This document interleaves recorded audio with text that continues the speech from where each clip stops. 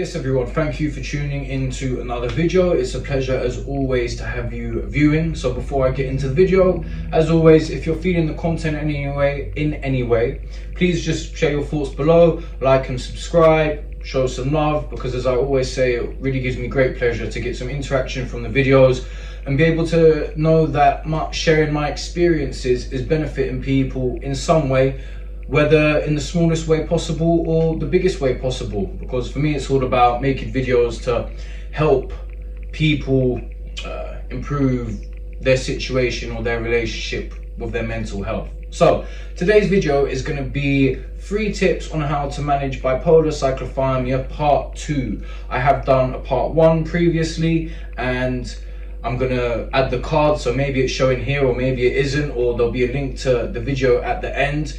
And over the last few months, I've been focusing on some different things, and it's been having, again, a very positive impact. Now, from my perspective, bipolar cyclothymia, or from what I understand, any other type of bipolar, essentially you're having mood swings.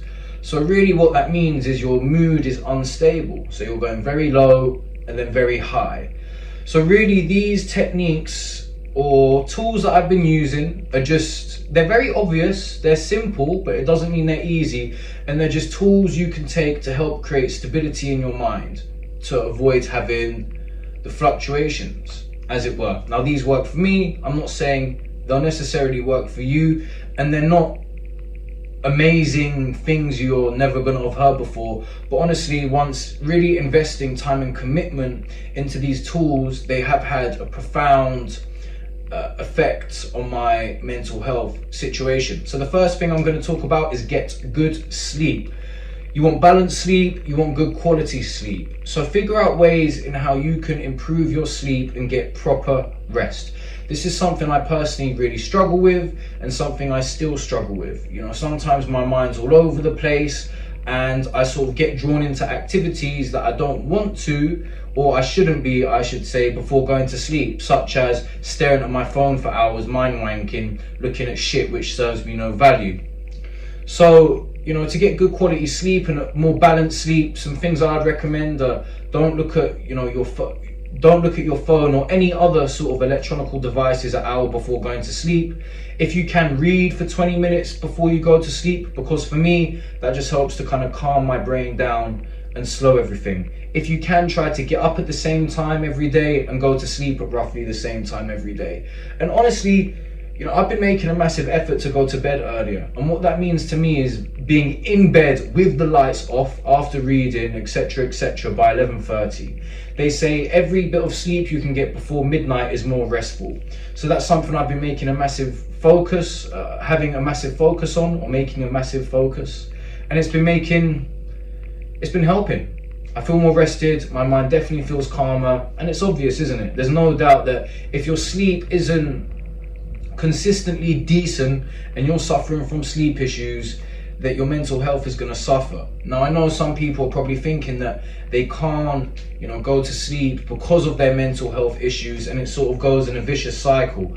So the first thing I would say is just try and get to bed earlier. That's what I've been doing, and it doesn't happen overnight. It's a constant work in progress, but it's really helping. So tip number 1 is get good sleep and try to use some of the techniques that I just recommended. Tip number 2 is getting a consistent exercise routine. Now again, this is obvious, but I've really noticed that when I'm training regularly, and regularly for me means 2 out of every 3 days or 5 times a week typically, I definitely feel more mentally stable. Now there's a few reasons why I think this. I think maybe if you're in a bit of a manic state and you sort of exert that energy, it can sort of help to calm you down. And also if you're in a low place, everyone knows that training can sort of release the endorphins, as it were. Now I've been in many situations where I'm in too much of a depressive period to train. I know how that feels, but just go outside and walk or stretch. And some people may say, but I haven't even got the energy to do that, and there's nothing I can really say to that.